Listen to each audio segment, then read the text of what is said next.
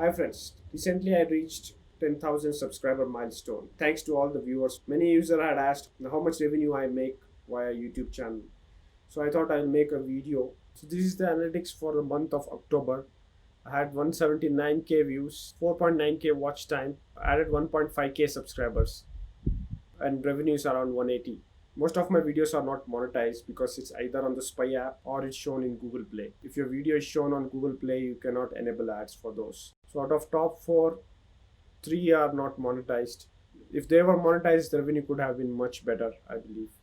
It doesn't mean anyone who has 10,000 subscribers will get around $180. It could be a lot more or lot less, depending where are the viewers from. So that's it. Do share how much revenue you are making in the comment box below. Do subscribe to get alerts on any new video on YouTube tips and tricks. Thanks for watching. See you in another video soon.